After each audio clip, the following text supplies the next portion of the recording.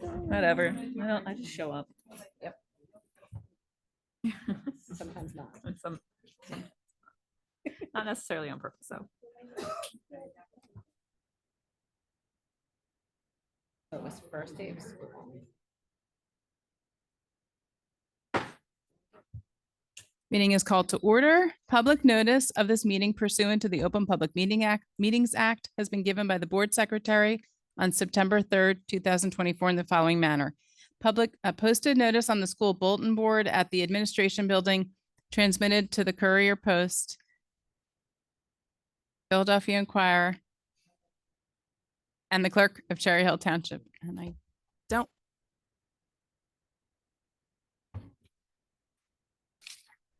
Mrs. Sugars, can you?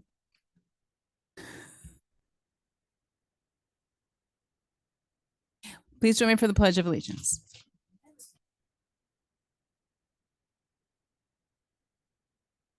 Of the United States of America, public for which it stands.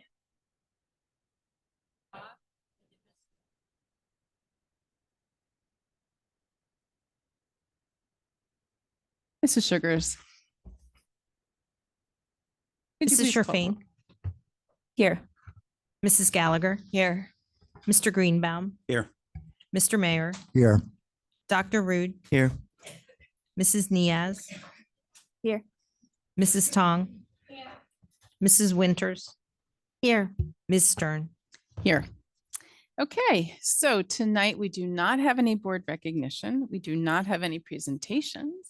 Right, Dr. Martin, so we're going to move right on to, and we don't have any administrative reports. So we're going to move right on to correspondence. Do any board members have correspondence? Mrs. Winters. I had the privilege of going to the first day of school at two of our schools, Russell Knight, which is where my youngest goes, to say hi to families. And I helped some kindergartners find their line. So that was very exciting for me. And then I was able to run over to the Malmberg building to meet some preschool families. And it was really nice. I got to speak to a lot of families who were waiting online to check their kids in for their very first day of preschool, and lots of returning families too. Had some nice conversations. Everybody seems really excited. And it was nice to see those families and welcome them to the school district in the new school year. Great. Thank you for doing that.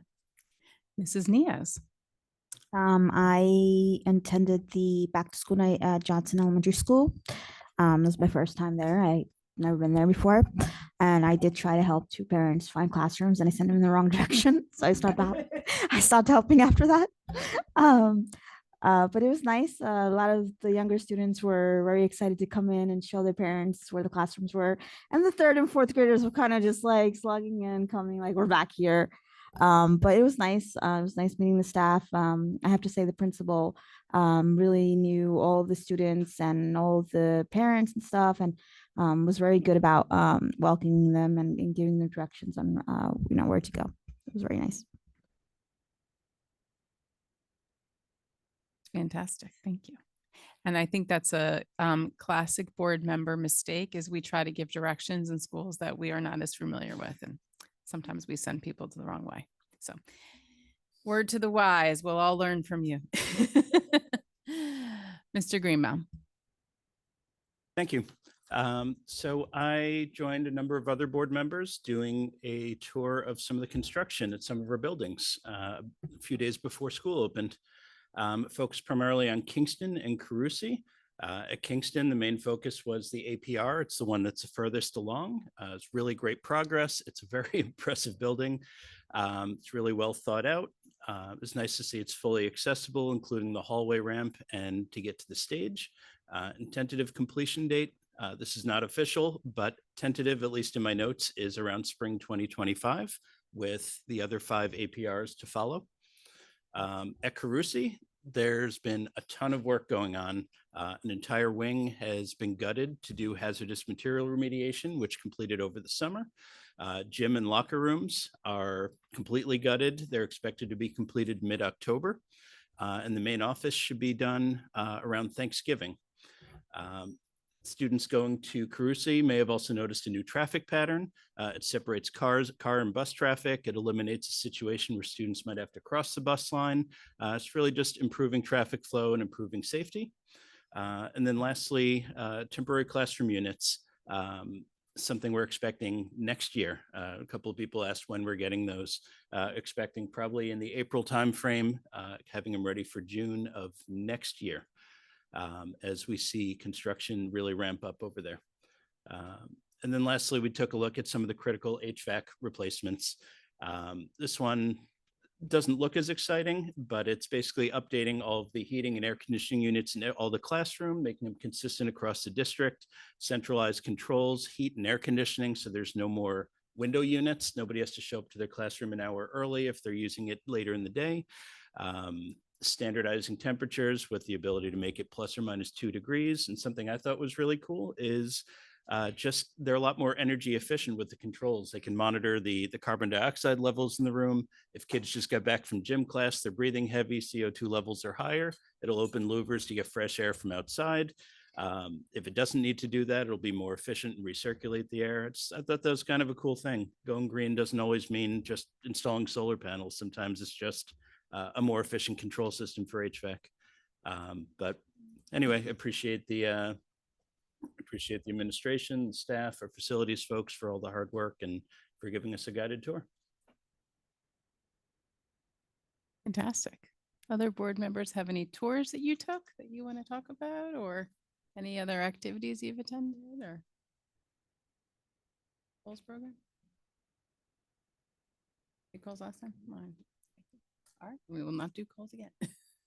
I also had the chance to attend the first day of school with our youngest learners, we had a number of students who are temporarily attending their Discovery Center preschool here in our Lewis building because of some renovation completion that is being done over at Discovery. So I got to meet those kids, and I took me back to when the parents, many of us parents, well, mine were walkers, but a lot of parents ride behind their kids' school bus when they first start school. And we had a lot of parents do that. They showed up waiting to get their kids off the bus here. And just a ton of Lewis building administrative staff were on hand to just bring lots of excitement and energy. Under leadership of Dr. Mahan, it was a really it was really exciting and nerve-wracking. And most of the kids actually were not crying, so I thought that was fantastic. It can be a really stressful time for parents, especially when their kids start school for the first time. Some of those kids, it was their first time starting school, so it was an amazing quick transformation of that wing and those classrooms. You honestly would never have known that they were not previously preschool classrooms to see them, the first day of school. So, and of course, always a few snafus around the district on the first few days of school, unfortunately. But I think hopefully, kinks are working themselves out. But it was really impressive, really, really impressive. And I think the families were very happy to be here. So.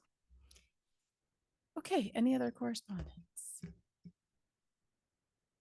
And so we don't have any more. So we'll move on to our first public comment. There are 2 opportunities for public comment this evening. The first public comment session is for board action items only, items 18 through 20. There will be another public comment section for any school-related topic later on at the end of our meeting. And if you're a student in the district and you'd like to speak on any topic school-related, you may do so now during our first public comment. Public comment is an opportunity for members of the community to comment on matters relevant to operations of the Cherry Hill Public School District or within the authority of the Cherry Hill Board of Education. The board welcomes diverse opinions on relevant matters. Under established federal law governing reasonable restrictions on speech in public forums, statements which demean individual community members or groups or which are irrelevant to the operations of the school district or are repetitive will not be permitted. Community members who would like to present information not relevant to the school district are always welcome to communicate directly to the district superintendent, board president, and all board members via email or other alternative means. So if you'd like to speak now, please approach the podium. We will start in the room and then we will go online. If you're online and you are a student, please put an S after your name so we know to identify you first. And when you speak, you will have 3 minutes to speak. Please state your full legal name and your municipality. Just want to Jack- make sure we're at the timer. Okay. Thanks. Jack Edward Neary, Cherry Hill. I want to address the new phone policy and its implementation. I want to say 100%. I agree. Structure needs to be in control within the building. That is an absolute fundamental. However, the enforcement is slightly arbitrary when it comes to the full blanket statement of everything. I mean, I can name a few instances where at teacher's discretion, it could be probably allowed. Like photography, we do use our phones for certain lessons or to take pictures during the school day for like last year, we used it for portraits because, well, it's one of the most powerful cameras we actually have. Google Classroom, we take pictures of assignments and can submit it through there. If a teacher is supervising and understands what it is being used for, I believe that should be fine. I mean, for example, when I dropped weight room this year, for a multitude of reasons, but one of them was last year when I signed up, we could listen to music and while we work out or whatnot, but we're not allowed to do that anymore. And working out in silence just way too uncomfortable. And with how it's written, I would like to point out that, I mean, specifically, I will address this. As used in this policy, wireless communication devices include cell phones and other devices that transmit and receive phone or data via electromagnetic signals with or without the use of cables, including but not limited to auricular devices such as smartwatches, earbuds, and wireless headphones. That would include Chromebooks. I just wanted to point that out. So it's kind of accurate, but what I'm trying to state is that necessarily it's a blanket statement and there's a lot more nuance to it. And I understand for rigidity and need for control, but I believe more or less it was a lack of punishments being dealt out, or not punishments, but disciplinary due to previous administration at Easton. I don't know how it is at other schools. I can't attest to that. But what I will say is I don't think students were properly being addressed. And for those who understood how to use it, they kind of get screwed in the grand scheme of things. That's really it. And I just want to say, I understand there's always a time and place, and that comes with everything. Thank you. Okay. And we will go online to see if there are any hands online. And I do not see any hands online. Thank you. And we go back to the room. If anybody else would like to speak during first public comment, please approach the microphone. Podium. Doesn't look like we have anybody there. So I'm going to close first public comment. And we will move on to our board work session. Going to ask Mrs. Winters to please provide the curriculum and instruction committee report. Sure. The CNI committee met on the very first day of school, which was fun. I want to thank Ms. Gallagher for subbing into the meeting. Mr. Rude was unable to make it. Dr. Rude was unable to make it. So Kim stepped in and we appreciate you. We had a few things on the agenda. We have been receiving different policies, all the committees have, from P&L, where they're going to the committees where there's subject area expertise. So we received a policy about attendance, and it is about a new state law that allows for an excused absence for a civic engagement. So we discussed that. We discussed that the curriculum for the entire district needs to be approved. This is an annual process that we do. It is a combination of the work that the CNI committee does throughout the entire year, looking at the revisions that are needed to align our curriculum with state standards that are ever changing. Just as a public service announcement, if anybody wants to view our entire curriculum, it is online, available to the public through Rubicon Atlas. Anybody can take a look at that, and you will see the current curriculum being used in the district. All the updates were made to align with the new state standards.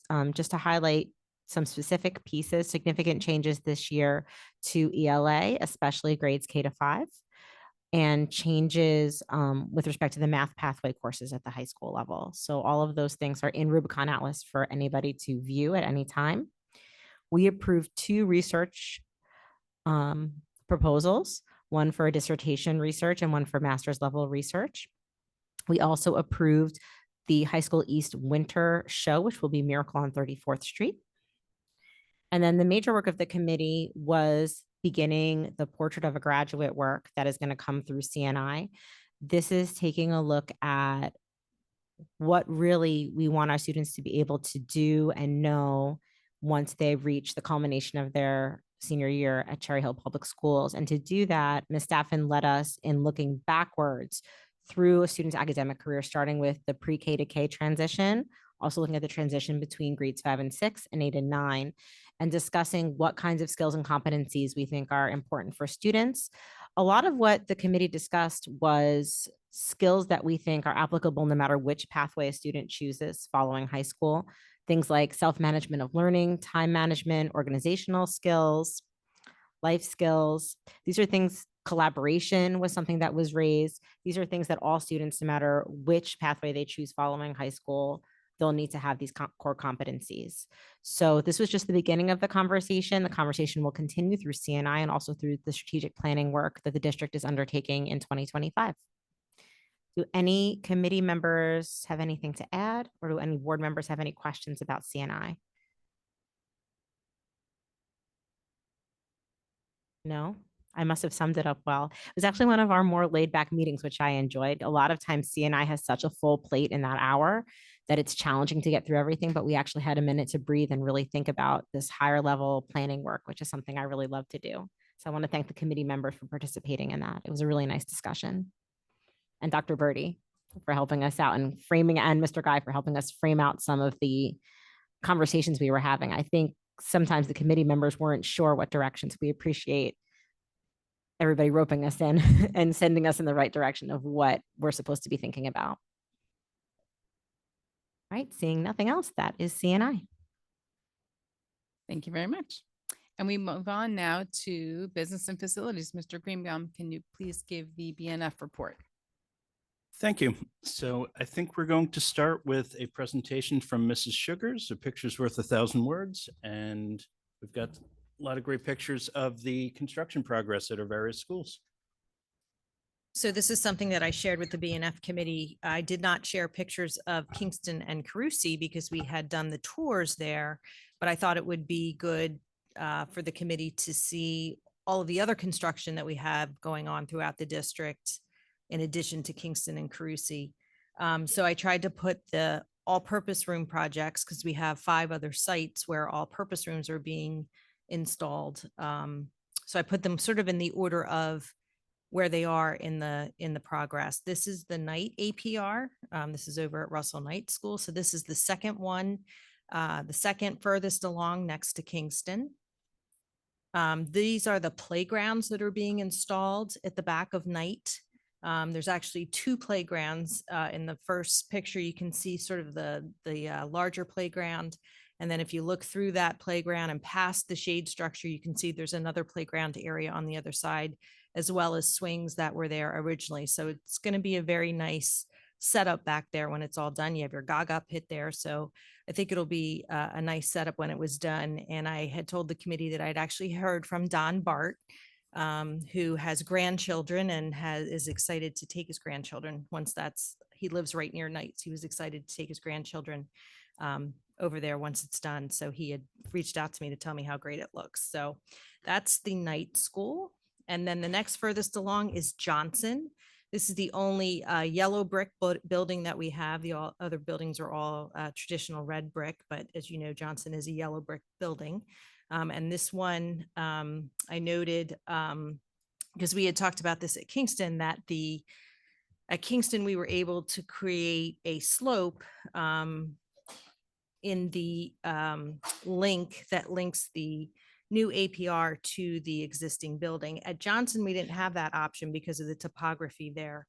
And so we have both steps that go down there, and then we have a ramp that goes down as well to make it ADA accessible. So I wanted to highlight this because it was a little bit different than what we had seen over at the Kingston building. All of the APRs are the same model in terms of size, in terms of having a stage, having a accessible stage, and what their layout is, but there are some nuances when it comes to the site work and to the connecting link to the building. Man APR is the next furthest along. And I commented that this is one of our tighter sites. There's not a whole lot of room behind Man. And this is a 9,600 square foot building. So this is one of our tighter sites.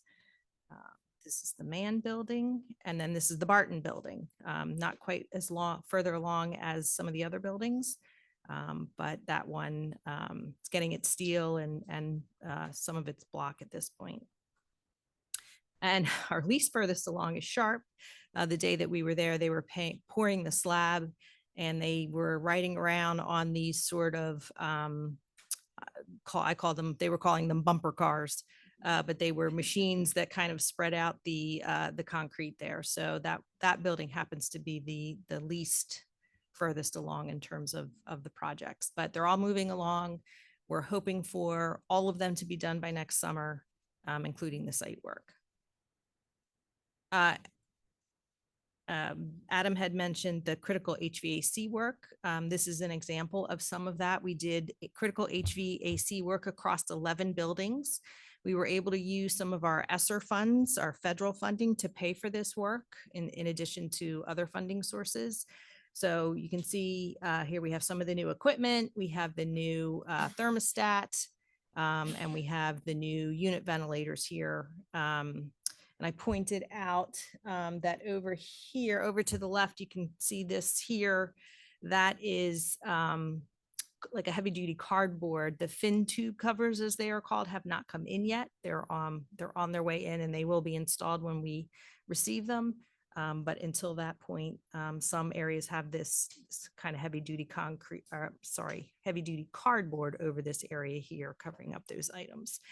Eventually, this work will be done throughout the rest of the district, as it was one of the priorities in the bond referendum. But we focused in this particular phase of it on areas that were failing. Woodcrest site work. We did the part of the Woodcrest site work a couple years ago. This finishes off all of the site work at Woodcrest. And this is the playground. We are waiting for a part to be installed. I'm being told that will be installed on Thursday, and that the port and play surface people will be out there this week to try to move that project along so we can open up that playground. The East Dance Gym is another project that we did this summer. It's coming, it's almost done. It's got a few more things that need to be done there. One of the reasons this particular room has been closed for some time due to structural issues. One of the reasons that we moved this up on the list was because when we do the F-wing work, we're going to need that area for swing space in that building. So that's one of the reasons why we moved this project up on the list. And that's all of our projects. Thank you very much. It's always great to see just the rapid progress on so many of these big projects. So I'll just do a quick rundown of the report out. I think we covered most of it, but Mrs. Sugars provided an update, which we just saw, on current projects in the district, including 6 APRs, critical HVAC work across 11 schools, site work at Woodcrest, including the playground and the East Dance Gym. The presentation we just saw, it's embedded in the agenda in item 12.1. If anybody would like to download it and view it at their leisure, it is available for folks to look at. We also did a financial review of the bond referendum projects to date. Mrs. Sugars led the discussion, reviewing financial status of projects at each building, and discussed what projects are going to be considered next. Upcoming work includes additions and renovations at Rosa Middle School, which will include a new APR, music rooms, and a front entrance. Other projects being considered next are upgrades to the east and west auditoriums. And lastly, we discussed the triannual district lead testing for water outlets. The district conducted water lead testing, which we're required to do every 3 years. This was performed previously in the 2016-17 school year, with a follow-up 5 years later in 2021 and 22. The law has recently been modified to require testing every 3 years. The district is currently awaiting results, and then we'll begin the notification and remediation process for any drinking outlets that may exceed the testing threshold of 15 parts per billion. The district's preschool provider partners will need to conduct testing to the same standards as the district since they're part of our preschool program. And I think that wraps it up. Are there any questions from other committee members or other board members? Mrs. Trefane. Not so much a question, but I did want to highlight the conversation that we had about the responsibility for that testing and the costs of those testing in the provider sites. If I don't know, we're just to mention whose responsibility that is. So we've done some further digging on that, and we believe there's grant funding available to cover the cost of that. So we're still looking into that. We're actually going to be meeting with preschool directors in a couple weeks to go over everything. But we believe that there is sort of we have a pot of money as a public school, and we believe there's a separate pot of money for the providers as well. Mrs. Stern. Just a comment. I want to say the pictures are fantastic to see. They just don't do the work justice. You know, I have to say, having been on the board prior to the bond passing and then since and through the process, you know, I remember taking the tour of the Carusi locker room, and it was shocking. And the parents on the tour were shocked. Literally looked like you were in the 1950s. It was that like teal color paint, and there was this big like heating unit, something I don't know that I've ever seen in like a modern day building, like coming down from the ceiling, and to see like those rooms completely gutted now and, you know, completely being redone, you know, learning about like the entire building at Carusi having, you know, asbestos untouched in the ceiling and untouched in the floor, but was preventing that building from being modernized to run, you know, internet wire, you know, for Wi-Fi. I mean, just the updated electrical, to see like all that being done. When we were on our tour of Kingston, you know, and to see all the workers doing the work, and the one gentleman saying, you know, to you guys, this is just, you know, an accessibility ramp. He's like, you have no idea how many phases of work that go into creating this one accessibility ramp with this one door, you know, the amount of time and effort, the number of people, it's really amazing. And the dance gym, I remember being on the tour at East. And at the time, I didn't know that we even had a dance gym, and I didn't know that it had been closed because the ceiling had been caving in. So they closed it off, and there was a big, you know, like warning sign on the door, like, you know, do not enter, you know, just to see all of this being done. It's really, you know, I know it's I don't know. I only began to have an inkling of an idea of the tremendous amount of work that it takes to get it done. Under, you know, Mrs. Sugars, I know you always say it takes a team, and that's true, but you're at the helm of the team. And you and Dr. Morton work together, you know, but it's really, it's phenomenal. And I think I have such gratitude for the community for agreeing to do this work. And a lot of it is not, you know, beautiful, and it's not pretty, and it's not shiny. Our APRs are. They're definitely going to be pretty and shiny and beautiful. And our playgrounds are amazing, truly. But like, it's such a gift that the community agreed to do this work. Even though, you know, would we all love to see brand spanking new buildings? Absolutely. Would we all love to see, you know, completely floor to ceiling, every building completely touched? Yes. But like all these things that need to be done that have been put off for so long, it's just, I like the visceral experience on those tours was like, and I just hope that community members are getting out and looking at the playgrounds and seeing the APRs, and, you know, at the schools, when it's your kid's school and you're in your kid's school and you get to see what's going on in that school. I mean, eventually we will have community tours down the road when it's safe to do so and there's enough to tour. But until that time, families, please take note when you're in the buildings, like what is changing and what a difference it makes to the staff and the students in the building. Really, you know, just the sense of pride to have our buildings looking so much better. It's phenomenal. So I just had to say all that. Right. Any other questions or comments? Mrs. Winters. Thanks. Do you know how many playgrounds have been completed already and how many are still left to complete?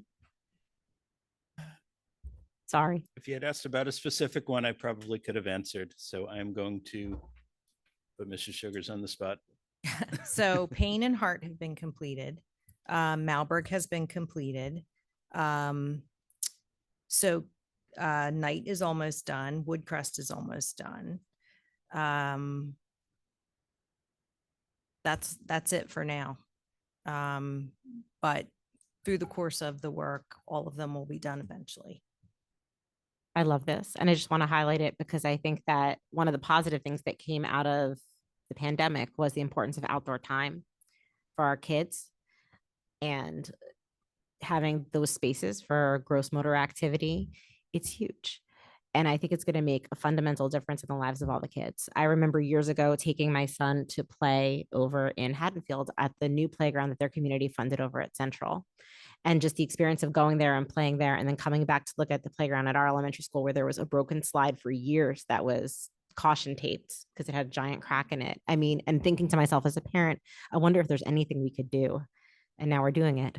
So just again, just a little joyful note that I think that some of the work is not immediately visible, like the HVAC work. It's important and it's necessary to have healthy, safe spaces for our teachers and students, but some of it is very visible and some of it's going to make an immediate impact. And the playgrounds, I think, are one of them. So again, I want to thank Ms. Sugars one more time for, I can't even imagine the amount of effort it took to get all of this done during the summer when with such a limited amount of time, the scheduling, just the scope of organization. So thank you for all the work that you did on top of your regular job responsibilities that you already do to make it happen for our kids. We really appreciate it. Okay, any other questions or comments? Seeing none, I will hand it back to Mrs. Stern. So I'll give the human resources report. It will not be nearly as exciting and joyful, but it's not bad. But it's not a bad report. The highlights of the human resources report, which I can talk about, are we have a job description update, which is on our agenda tonight, and that is for the public information officer, not chief information. That's a tech person. Public information officer. That's the position. So as we all know, Mrs. Barbara Wilson will be retiring. She's leaving our district, and the voice of school closures will be different going forward after that. But she does way more than that. And we were taking a look at making sure that that job description now fits the kind of demands of today's communication and really kind of media and needs. So there are definitely quite a few changes on the job description or updates to it. So we want to make sure that we're staying current. And that's part of our district goals, is to continue to update all job descriptions as needed. And then there's another important topic that I'm going to turn over to Dr. Morton regarding an additional supervisor of preschool position. Yes, thank you very much, Ms. Stern. So this evening we have on the agenda for board action the reassignment of Violetta Katsikis as the supervisor of preschool. It is a position that is definitely needed, we believe, at this current time. There's thresholds that are established for staffing ratios based upon the enrollment of students at the preschool level as part of our preschool expansion application. So for every 750 preschool students, we actually need one supervisor for each increment of 750. So we've had Dr. Mahan, amongst other things, serving as director of our preschool. She's currently a principal of the preschool program at Lewis, in addition to the other responsibilities. But as we look at the next this next several months, there are growth targets that we have established as it relates to our enrollment. There are specific thresholds that we're required to hit by the end of a 5-year period. And in order for us to meet those growth targets, we believe that it's just wise at this point for us to bring on that position, provide the additional support and, allow those connections to be established. I've said from the outset of us commencing our preschool program, it's literally a district within our district. If you think about the number of different provider sites, the nuances of interacting with the various providers, and all that entails. There's staffing that's necessary as well. The timing was optimum for this move as well. Recently, the board approved the reassignment of Heather Esposito as the assistant principal of High School West. She prior to that was the technology teacher coach for the district. I believe that our needs have shifted and changed a bit as we've moved away from COVID, and we've moved away from times in the past, and that the allocation of those funds can be better suited and providing support for the district in the area of preschool. So that makes it even for us, where we're not asking the board for the approval of additional funding to approve additional position. Thank you, Dr. Morton. And I think you were talking about certain targets. Specifically, there's a threshold for many positions, right? With preschool, if you could just validate or verify. So like supervisors, nurses, are there social workers? I believe there are other positions that right? Or Dr. Mahan? Yeah, I'll have to pass the ball over to Dr. Mahan for specifics about other positions.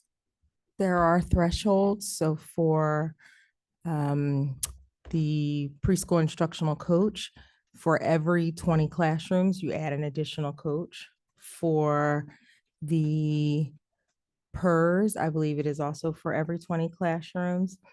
The social worker is actually based on a number of students, and the CPIS is one per district. So we are advocating for an additional CPIS with the state because, again, with the number of private providers that we will have to partner with, we feel as though that will be a very helpful role. So. Thank you. Yeah, given our size versus a district that might be instituting preschool, that might be a quarter of our size. If we each get the same number of the parent, can you remind me what? Community parent involvement specialist. Thank you. Yeah, it would make sense that we would have more. Thank you. So thank you for that. And I just, I think in all honesty, one of the pieces for me that's been a driving force on the board is to really look at, are we being as proactive as we can be rather than reactive?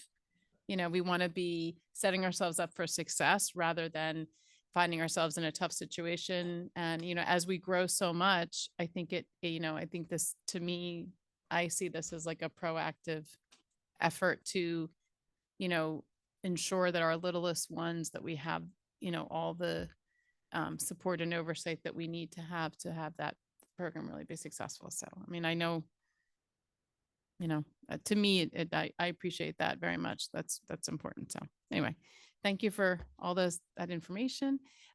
Board members who are on the committee members have any comments or questions? Mrs. Sherfain? Well, I guess my comment would be, I appreciate you having that discussion since it was personally requested that you mentioned that. And I do appreciate all of the discussions that we have in our committee because it's my favorite. So we had to, we that was a little bit of a setup, but it was great. We had great discussion. Thank you. All right. Anyway, other comments, questions from either committee members or board members? Thank you. That's a lot coming from HR, right? Okay. And we're going to move on to our policy and legislation. Mr. Mayor, can you give the report out, please? I can. And unlike that laid back CNI committee last week, as Mrs. Winters knows, thank you for sitting in with us. At P&L, we had an extremely packed agenda. I'm not going to go over the specific or too many of the specifics on all the policies up for first reading. Of course, we're going to go over those again in more detail in October. but I do want to touch upon them just so that the rest of you are all familiar. And thank you also, Dr. Mahan. This was her first meeting as liaison. Very helpful in bringing out some of the details. Those policies that were up for first reading largely were there to align with new statutory requirements and language. There are two in particular that for first reading were up for to be abolished. Those are specifically policy 0164.6 on remote public meetings for a declared emergency. That one was originally enacted to address the COVID pandemic. That is fortunately in our rear view mirror with respect to meetings. So that was abolished. And then also the policy 7321 gifts for vendors was abolished simply because that applied specifically to the former Abbott districts. And since there are no former Abbott districts by definition, that policy no longer exists. However, the ethical constraints that are attendant to board members and school staff are still in effect. They are covered under other policies. So we are also thankful that for the most part, most of these policies were also reviewed by other committees as well, specifically 5350, the student suicide prevention, the revisions was also reviewed by HR and BNF. CNI also had an opportunity to take a look at policy 8420 on emergency and crisis situations. For the most part, both of those policies were strengthened also to align with new statutory requirements. They were strengthened with respect to trainings, mandatory trainings, expanding the number of staff that are required to attend those trainings and what is included, specifically included in them. Policy 3160 and 4160, those are really mirror policies. Both on physical examinations for employees, staff employees, and also support employees. They mirror one another. They are also policies which were socialized with our nursing staff so that they are also well aware of those. That is also true of policy 5337 on service animals, which largely simplified some language, didn't delete any language, but simplified language relating to handler control and added some specific language dealing with vaccinations and licensing. There's an outstanding question. Mrs. Gallagher, thank you for bringing this to the committee with respect to how this policy would apply, or if it applies specifically to emotional support animals, because the policy is written is for service animals. And so that is still outstanding, and we expect that we'll have an answer before second reading in October. So those are the updates. I'll touch also on 8467, which deals with firearms and weapons. The revision there simply is that it spells out firearms in addition to weapons. Previously, that policy really word for word has not changed. What has changed is that previously firearms, which are weapons, were just considered by definition to be a weapon. In order to align more specifically with the criminal code in the state of New Jersey, the term firearm has just simply been added as a separate title. So everywhere where weapon is involved, it also now includes a firearm. Again, it doesn't change functionally what that policy has always done. It just simply splits them out, but they are both treated exactly the same. There was really great discussion on a proposal that was brought to the committee. Originally, it was brought to Dr. Morton and to myself in a meeting with a current Cherry Hill East student who, in an attempt to address student wellness, has proposed that students be allowed to use discretionary up to a certain number of days. The number we landed on was 2, but it's still up for discussion for mental health at their own discretion.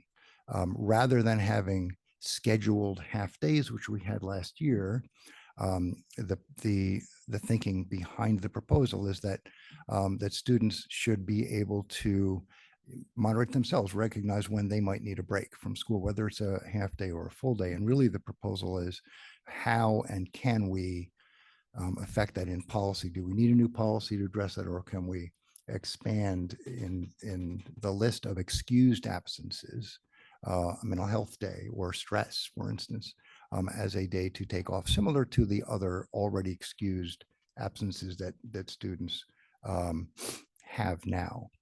So we had a really robust discussion about that. Student who proposed it was present. Thankful that we had the discussion. All committee members were in support. I think I can say that. And certainly, please, chime in.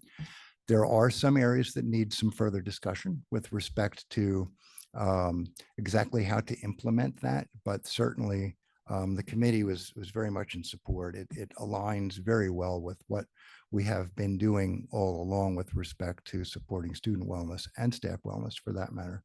But some more discussion needs to be had as far to how to effectuate it, make sure that we're doing it in a way that is also not just easier for school staff to understand at the attendance level, but also to ensure that we are looking out for the best interests of the students, especially those students who call out and say that, the reason that they, are not going to attend school that day or fill in that area of the online form that perhaps someone at school staff level would reach out to ensure there really isn't another issue that needs to be followed up more carefully.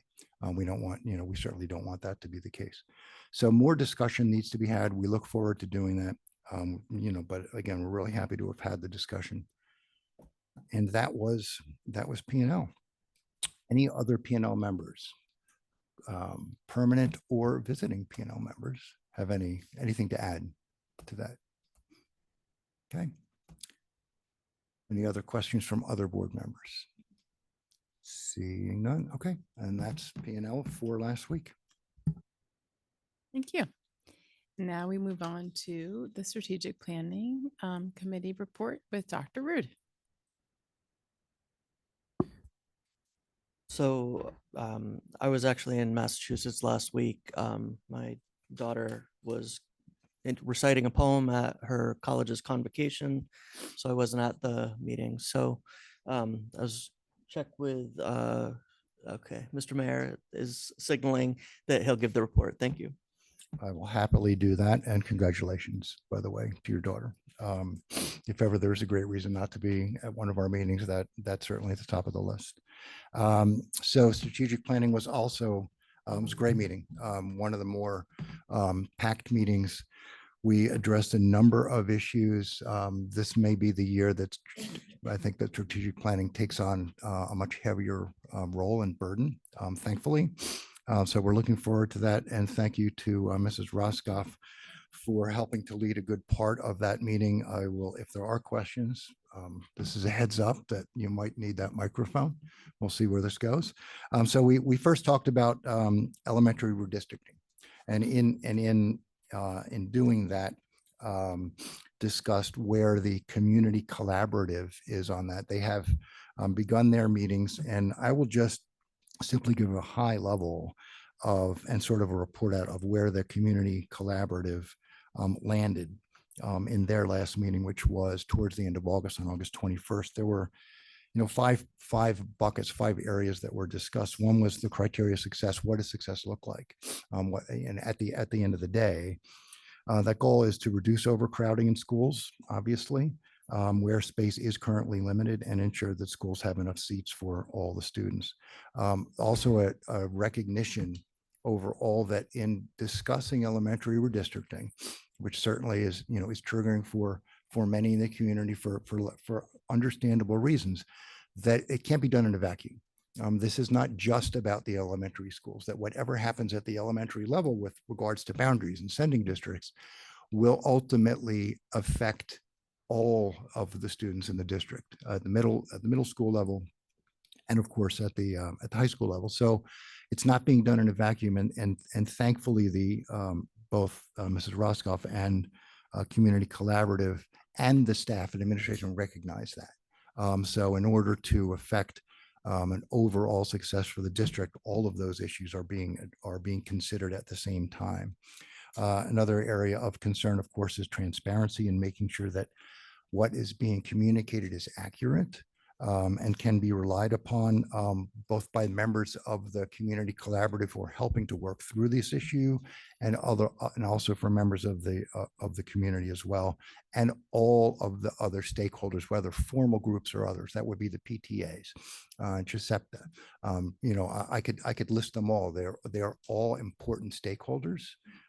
So it's important that information be available and it be transparent and accurate and done in a number of different ways to ensure that as many people as possible can have access to accurate information. There was certainly acknowledgement that there are challenges and certainly concerns with regard to redistricting.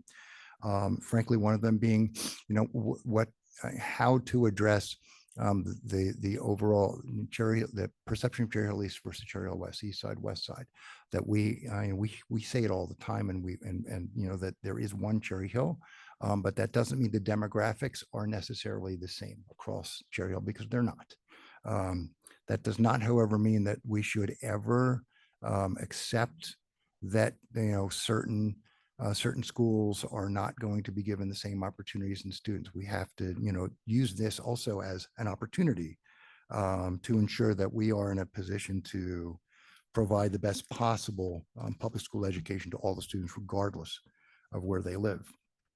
We also want to make sure that redistricting is done. The collaborative is ensuring that it be done as efficiently as possible, as inexpensively as possible, and that will have as minimal effect as it can on families. And it's not going to be possible to do it for everybody. And there are going to be, depending on where boundaries end up, it's going to be somewhat more challenging for some.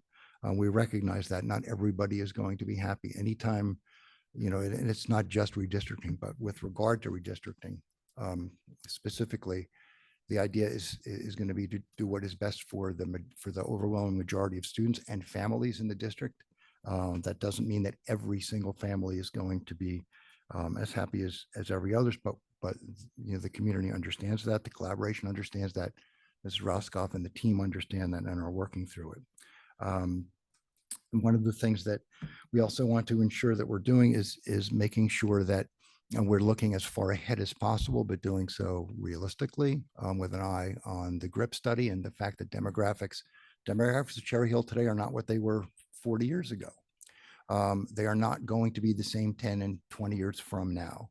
And many of the lines and many of the sending lines now really are still aligned with where the district was demographically many years ago, and it's no longer realistic. So just like as Mrs. Sugars went through the photos and all the work that's being done at the schools with the bond work, I mean, that's done to address needs that we have physically, to make sure that the students at those schools have the best possible, physical plans. Demographically, we have to do the same thing. And that's why the elementary redistricting is so important. So thank you, Mrs. Roscoff, for the discussion and for the hard work. There was also discussion on community partnerships, which overlaps a little bit with redistricting, in an attempt to try and use as best as we can the vibrant community we have. And we really have an invested community. We have a number of large and small businesses. We have plenty out there that are willing to, if we ask the right way, and if we can work the right way with them, provide opportunities for our students for learning outside of the classroom, possible funding streams. So there was a good discussion about that and using the community in that way also. And this is tremendously important. It touches upon strategic planning and communication, using community partnerships, and using ambassadors, similar to the bond work. When we were so thankful for so many members of our community who were out there and helping talk to other community members about the bond and about why it was needed. Using that same dynamic to ensure that the community has the most accurate, truthful information they can possibly have on any number of matters that come before the district, and recognizing that not everybody is able to attend meetings. There's another event going on this evening, which might be, keeping our numbers down tonight. But even in meetings when we have a lot more people, still a very small percentage of people who are actually attending our meetings more attend online, which is great. I mean, the more we have, the more ears we have in our meetings, the better. But the reality is that many people don't get their information by hearing it directly from the source. So community members who are more engaged as ambassadors can be very helpful in ensuring that information that is out there is accurate, and they can help community members know where to look for instance, source information, source documents, rather than relying upon whisper down the lane and Facebook groups, some of which are very helpful. Sometimes that information is helpful. Often it is not. Often it is incorrect, and information is allowed to be out there and not corrected as quickly as community members can if they are, if they're empowered to do so. So that was one of the areas that was discussed. There was a very brief discussion on the Hanover update. I know I jumped in and I completed the survey. I don't know if I know, hopefully the rest have done that. So thank you, Dr. Morton, for working with Hanover and getting that up and running, because that is going to go a long way towards us being able to build out the data dashboard as quickly as possible. There was a brief opportunity for Mr. Plavinsky to show us a really quick mock-up of where the website redesign is on communications. Looks great, but really what we saw was sort of just a framework of this is where we expect things to start looking much cleaner design, much easier for people to find what they're looking for quickly, much more user friendly. But it's a work in progress as I understand it. The work right now currently is beginning to port so much of the currently existing data over to the new framework and the new website. But it looks really good so far. I know it's hard work, and so thank you, Mark, for giving us an opportunity to see where it is. Finally, there was a brief update on where we are on strategic communication plan. A lot of that also really went into the idea of the community ambassadors, but also it really was Barbara Wilson's last opportunity to speak to us as a committee, and where she is, and sort of putting her stamp on where we're going to be in the next several years as we work through new community, new dynamics of communication, and the work on the strategic communication plan. I would encourage all board members to take a look at the meeting notes that Mrs. Roscoff typed up. They're in the agenda, and they're available for the community as well, those who are not able to attend our meeting, because they're detailed and do a much better job, I think, of explaining what we did in that hour than I did in the last probably too many minutes. That said, any other SP members have anything they want to add that I left out, that I forgot, that I butchered? Any other board members have any questions? Mrs. Sherfane. I was just curious if there was any more, I guess, details to give around the discussion around thoughts about special education for redistricting and where everybody's minds were in that. I know it's a massive undertaking, but I was just wondering if there's any more details. One of the, there were 5 buckets that the collaborative is working on, and one of those was looking specifically at special ed. So they will come back to the next meeting, which will be September 26th, and they should have recommendations for the special ed at that time. Thank you. All right, seeing Mrs. Stern. I guess I'd just comment. I think hearing about the process, seeing the process, seeing how engaged it is, you know, I think Mrs. Tong, Mrs. Winters and I are, and Dr. Root actually. So I think the four of us were previously on the board when we did redistricting with middle school. This is a 180-degree different process. It's completely different. And it's fantastic. It's just a level of input and information gathering and, you know, with really, you know, it's truly a community effort and, you know, it just feels that way. It's kind of nice to be on the board and yet be someone on the outside. I'm not on strategic planning. I'm not on the community. And that's great because other people are doing all this, you know, development work. And then, you know, we get to be part of giving input, but it's nice to see so many people involved and, you know, I think it's a tough topic. And I think on such a tough topic, it's fantastic to know that ultimately, you know, representative people of all the voices are heard. And I think that's really important. So I just want to thank really the administration for taking this path for redistricting and to Mr. Mayor for last meeting and Dr. Rood for, you know, continuing to lead this forward on the board side. So it's great.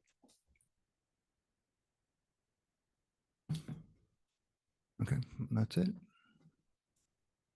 Okay, great. And we're going to move on to our special action agenda. I'm going to ask Mrs. Winters, could you please move the CNI agenda?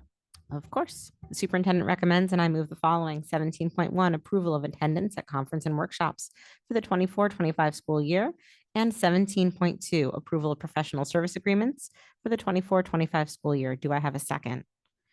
Ms. Stern, are there any questions about the CNI agenda this evening? No questions. Ms. Sugars, please open the voting. Board members, you may cast your votes.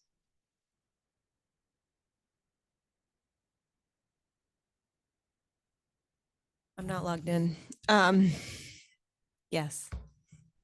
I am also not logged in and am a yes.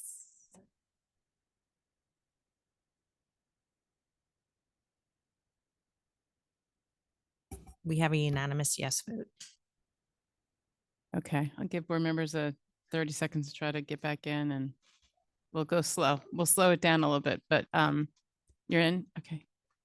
Are you Mrs. Ruffin? Getting there.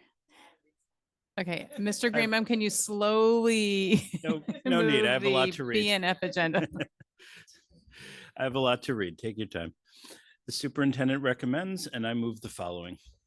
18.1, financial reports. 18.2, resolution for the award of competitive contracts.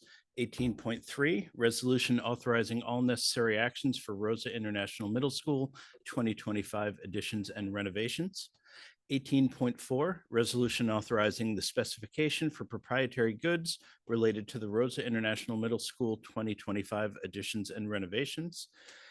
18.5, resolution authorizing acceptance of the fiscal year 2025 Teach STEM classes in non-public schools grant. And 18.6, resolution for the award of transportation.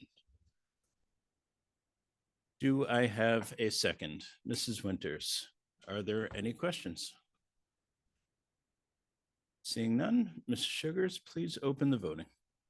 Board members, you may cast your votes. Mrs. Sugars, I'll be recusing myself from 18.1 due to conflict of interest.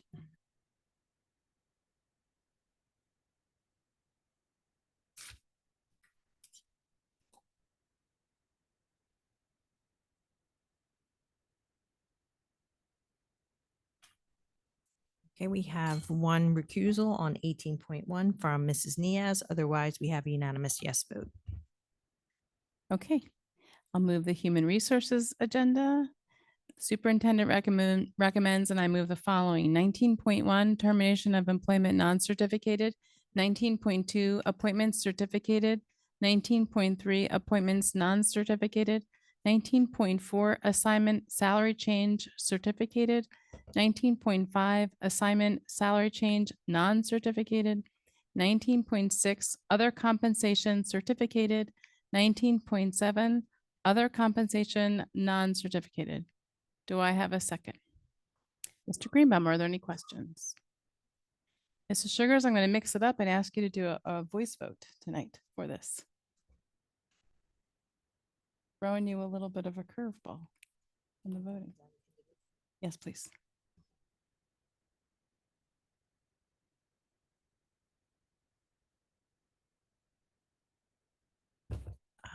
For item 19.1, Mrs. Sherfain, Yes.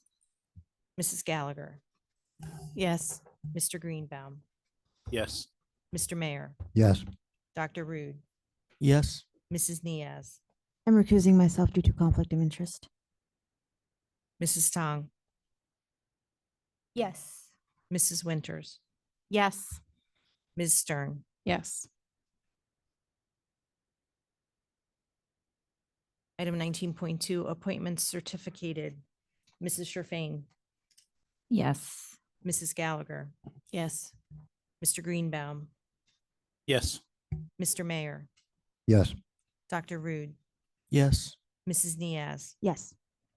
Mrs. Tong, Mrs. Winters, Yes. Ms. Stern. Yes. Item 19.3, appointments non-certificated, Mrs. Sherfain, Yes. Mrs. Gallagher, Yes. Mr. Greenbaum, Yes.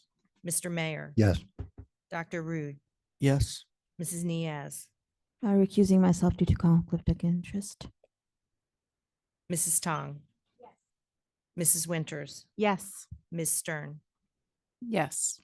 Item 19.4, assignment salary change certificated, Mrs. Sherfain, Yes. Mrs. Gallagher, Yes. Mr. Greenbaum, Yes. Mr. Mayor, Yes. Dr. Rude, Yes. Mrs. Niaz, Recusing myself due to conflict of interest. Mrs. Tong, Mrs. Winters, Yes. Ms. Stern. Yes. Item 19.5, assignment salary change, non-certificated, Mrs. Sherfain, Yes. Mrs. Gallagher, Yes. Mr. Greenbaum, Yes. Mr. Mayor, Yes. Dr. Rude, Yes.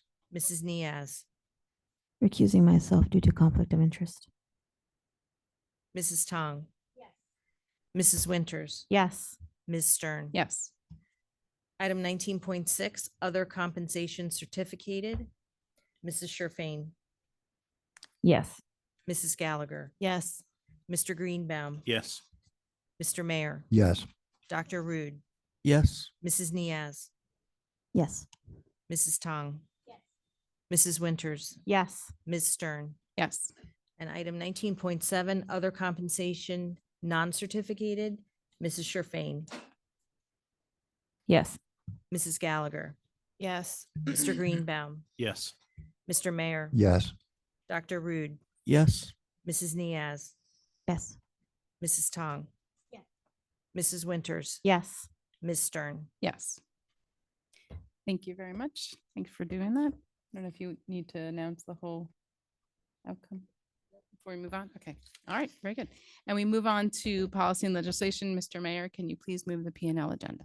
Sure. The superintendent recommends that I move the following. Item 20.1, approval of harassment, intimidation, and bullying hearing decision, single decision. Do I have a second? Mr. Greenbaum, are there any questions? Seeing none, Mrs. Sugars, would you open the voting, please? You may take your votes.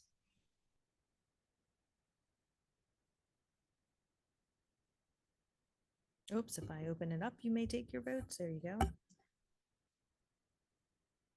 Mrs. Sugars, I am going to be recusing myself due to a conflict of interest. You can just abstain it to one item, one agenda. Okay, so Mrs. Sherfain and Dr. Rude are abstaining from the motion. Voting yes is Mrs. Gallagher, Mr. Greenbaum, Mrs. Tong, Mrs. Winters, Ms. Stern, and Mr. Mayor. I didn't get it, so I'm just gonna say yes.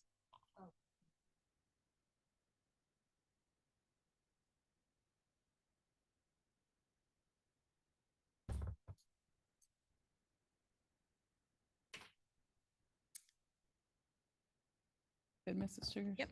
Okay, great. All right. Those are all the items that we had to move tonight.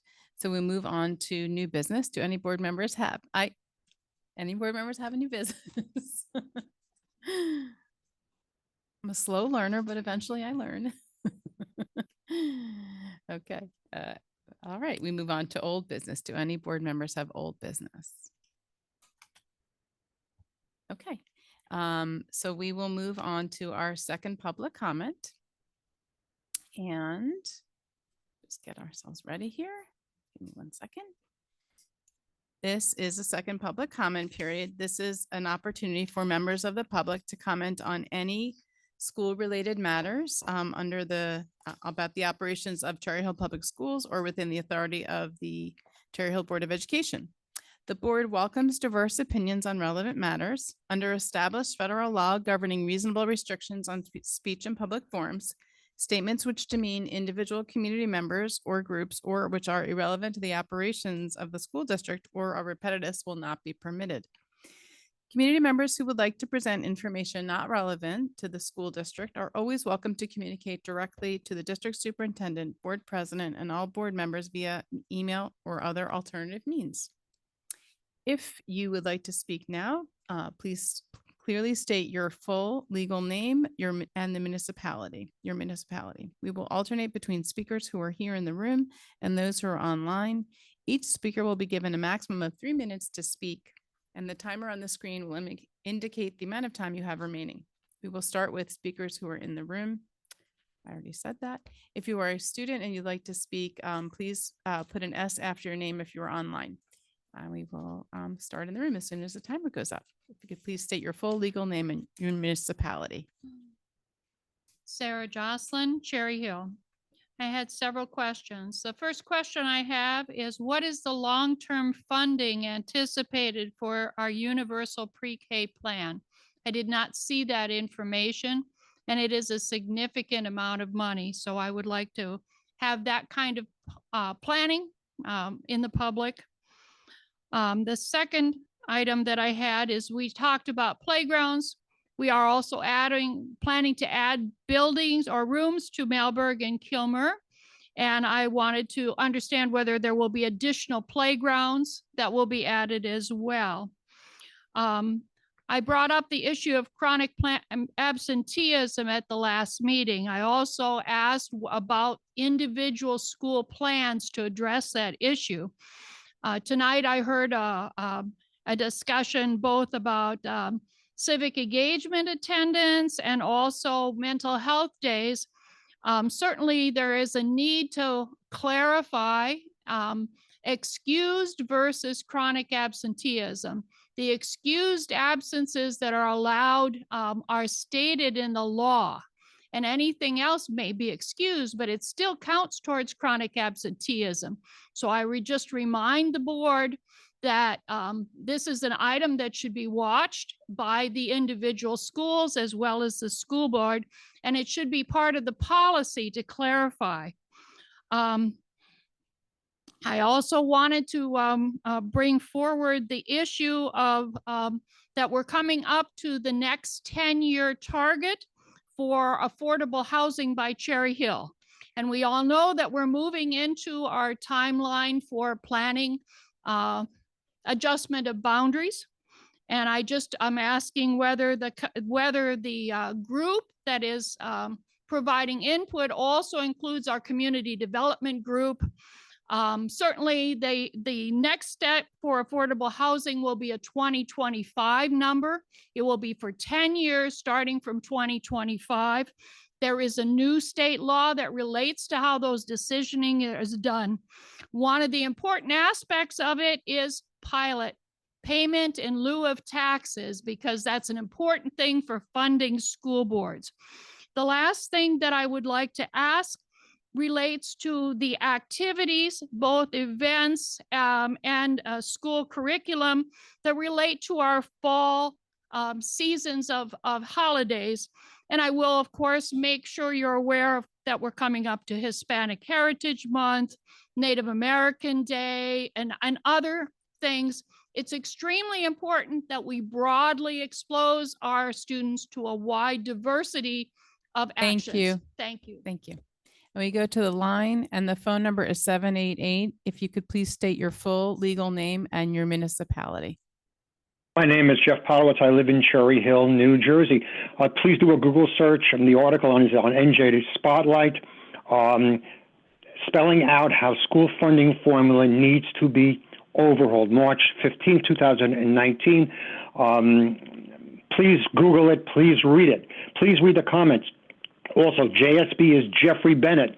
Jeffrey Bennett is mentioned in the article itself. I'm Jeff. And I received uncapped versus capped state aid numbers that I wrote in the comments from Jeffrey Bennett. Note that 2017, our uncapped aid was 33 million. I typed incorrectly, but those are the correct numbers. JSB provided an in-depth discussion of SFRA that should be interesting to all school board members and members of the public. So please read that in New Jersey Spotlight. Really good, really in-depth, especially when he writes about local fair share multipliers, their effort and their effect on equalization aid. And our equalization aid was significantly cut this year. I focused on special ed as usual. 2/3 of our special ed is wealth equalized and significantly reduced. The other 1/3 is going as a categorical aid. Read the comments, please. Dr. Baker, the Educational Law Center, desires all special education aid put in the wealth equalization formula. And the result of that for Cherry Hill would be even greater decrease in our state aid. Our state aid will continue to decrease because of that formula. Dr. Baker, the Education Law Center, also desires all preschool aid given to be also placed in this SFRA formula, wealth equalized. Again, what this is going to do is, after a period of 5 years, what's going to happen?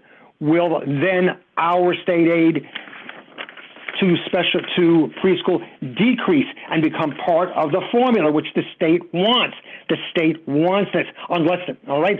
And that means our state aid will go down to approximately $12,800 a student to $3,000 to $4,000 a student for preschool. We're going to get, the expense could be unbelievable. And right now, that is what the state may have planned, unless you were promised. The state did promise certain districts that would not happen, but they didn't. As far as I know, they haven't promised us. So will our state aid go down from 12,800 students, which is still less than the 15,000 the state estimated, to 3,000 to 4,000, which is what our SFRA aid now, or will it stay the same? Were you promised anything, school board? Do you know that? Because I will tell you, it goes down to $3,000 to $4,000 with all the administrators in there, with all everything that the state wants and demands. Thank you. Thank you. And we move on back to the room. And if you could please state your full legal name and your municipality when the timer resets. Bridget Palmer, Cherry Hill. So first, I want to thank all of you in this room, all our teachers and faculty, for a fantastic start to the school year. Wish you all a great year ahead. I also just want to say, as a parent, how thrilled I am to see the update on the bond work that's being done and the improvements that are being made at our schools. Especially as a Carusi parent, I've got to be honest with you. The first time I toured as a parent, it kind of took my breath away, the condition of the building. To the point where I was like almost embarrassed. I had this moment of like, oh God, is this really where my kids are going to spend the next 3 years of their school? And of course, I know academically, the physical plant, the environment was not a reflection of the education and the quality of the environment that my kids are learning in, but it was jarring. So I hope, just as a board, as a district, as an administration, that you take this as a lesson for the future. You're certainly not responsible for the sins of the past and the lack of planning in the past, but we see, the danger that comes in not being strategic and planning ahead and planning not just for today, but for the future of our district and the future of our schools and what our needs are going to be.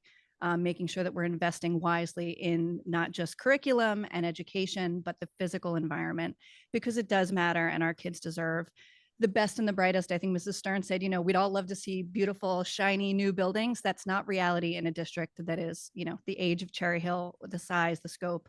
but we can do things now and plan for the future and make wise decisions today moving forward. So thank you for all the work that you're putting in there. Thank you to the facilities teams and everybody involved in the work that is currently being done. I can't wait to see it.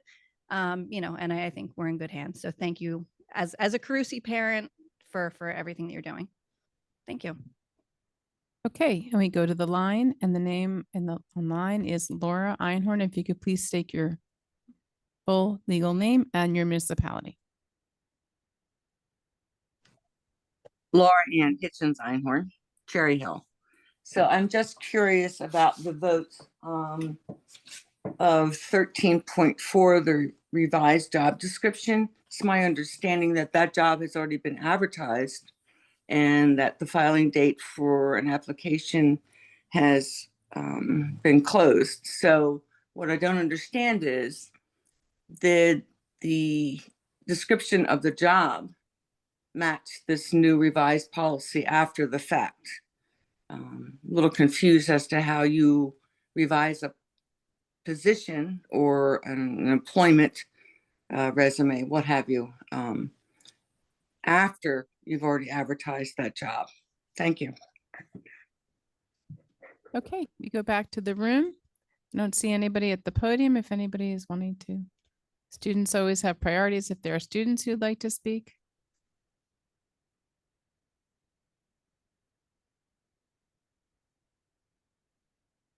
All right, well, we won't put anybody on the spot. If anybody does want to speak, please approach the podium. Yeah, I'll keep it short because my voice is going. Kurt Braddock, Cherry Hill. First of all, before I even get started in issues related to specific to the school, I want to give a shout out to the Cherry Hill Public Library System, and for any students who might be tuning in or parents who might be tuning in, and people who aren't familiar, the public library in Cherry Hill has become officially called a book sanctuary, which it means a lot to me, meaning that they put the protection of literature and books at the forefront of their mission. And that's very important to me. Raising a young daughter, I want her to have access to every book that's out there. So everybody, kudos to the Cherry Hill Public Library System. Second, for those of you that have been following these board meetings, know that I go digging into research to learn stuff, and I've been following a few things online, criticism of the board in relation to certain things. And I was looking into the issue related to restorative justice and HIB in the Cherry Hill schools. I was initially unfamiliar. I knew what it was generally, but I wasn't sure about the specific elements of it or its effectiveness. And digging into the literature, for those who aren't familiar, individual studies, meta-analyses, qualitative reviews, they all say that it's effective in the US and abroad. There's still more work to be done. But I do want to give props to the board, to Superintendent Morton, for trying to implement this, because it does seem that there's pretty significant evidence for it. There's a lot of criticism of it online, and that's where a lot of people go, and that's what they see. But the research seems to suggest that it is actually an effective way of going about things. And I'd like to see some measures of its efficacy here. As a last note, I plan on putting the research that I find, so you don't have to take my word for it. If anybody's listening, I'm going to put it on reserve at the Cherry Hill Public Library at the circulation desk. So whenever I come up here and make some claim, I'm not just, blowing smoke. So you can find the studies there. It should be there by the end of the week for anybody who wants it. Thanks very much. Okay, we go back to the line. I don't see any hands up online, so we will come back to the room. If there's anybody else who would like to speak in the room, please approach the podium. And I don't see anybody at the podium, or it's really just a microphone these days. I don't see anybody online either. And so I'm going to close public comment and turn it over to Dr. Morton for superintendent comments. Excellent. Thank you very much, Ms. Stern. Thank you to everyone for your comments this evening. I just have a few comments. First and foremost, we are off to a great start. The first, I guess it's 5 days now, have been outstanding. Thank you to all of our staff, our teachers, our personnel, our maintenance crew, district administrators, everyone for coming together to ensure that our students were able to be welcomed back to their buildings in a joyful fashion. It's always wonderful. I talk about it all the time, how our students infuse our buildings with energy, enthusiasm, optimism, hope, and the start of every new year truly is a new year for us. Yay to pre-K, as Dr. Mahan would say. We welcome 4 pre-K classes here into the Lewis facility, and the students have infused this building with so much energy and so much positivity. It's something like have not seen before. I had an interesting conversation with Ms. Roscoff, who taught for couple decades at the high school level, about her interaction with preschool students and just the perspective giving that that was able to do for us. So it's been amazing. We spent a lot of time in the spring discussing the shift of the alternative program, or the Coles program, over to High School East. I had an opportunity to spend time there yesterday with Mr. Giordano, and they're off to a fantastic start as well. We talked about this idea of inclusivity, that we're a district that ensures that our students are included, that they belong, and that they have a place in what we do. And I just want to mention this one tidbit, just to reflect how positive this change has been. For the first time ever, students in that program are able to take a plethora of courses that are available to our students at the comprehensive high schools. We have multiple students taking German. We have students involved in musical theater, marketing courses, English 12, English 10, college algebra, and get this one, AP pre-calculus as well. So truly amazing, inclusive opportunities. And the program is accomplishing exactly what we wanted it to accomplish. It looks beautiful. Thank you to the students and staff and faculty of High School East for welcoming the kids over into the building. Things are going extremely well. So I just wanted to mention that. Just two other things. The first one, September 22nd, mark your calendars. This is actually on our district calendar as well. 7 p.m., we have our Board of Education Candidates Forum. So the 10 individuals who are seeking or running for a Board of Ed seat will have an opportunity to share their thoughts on the 22nd. So please tune into that. And then I'll just end with saying we have a number of big ticket items that we are undertaking this year. You heard conversations about, or dialogue about, our redistricting effort, but we also are undergoing our 5-year strategic planning process. Strategic planning process really determines and sets the pathway and the framework and the blueprint for what it is that we will aspire to accomplish as a district. That examines our district mission, our goals, our values, our vision for moving forward. And as part of that work, we'll take a look at a portrait of a graduate. In other words, the characteristics, the knowledge, the dispositions that we aspire for our students to be able to attain and progressively move into as they start with us and move to 12th grade. And more importantly, when they leave us, what characteristics do we hope that they have? We need your voice. All right. So there'll be opportunities for the public to provide input, and we really need your voice. Please understand, we are listening to your voices. So we want to hear your perspectives. So as we cultivate this and we put this portrait together and we put together this framework, it will encompass our community's voice. And, ultimately that's the goal, that's the hope that we have for moving forward. With that said, thank you again to everyone for the great start, and let's keep it up. Thank you very much. Appreciate that. And yeah, looking forward to all the work we're doing and to the candidates forum on September 22nd. So, okay. So I'm shocked to say it at 8:05, but so Mrs. Tong, you're looking at me. We do not have student reports tonight. They'll be at our next meeting. So yeah, I know. And I know I was like sad to have our students here at the second week of school and not get your reports, but it's on our agenda for it's every other meeting. So, but thank you for bringing that up. So we will not have second executive session tonight. So we will just be finishing with a motion to adjourn. Do I have a second? Dr. Rude, all in favor? Motion carries. Meeting is adjourned.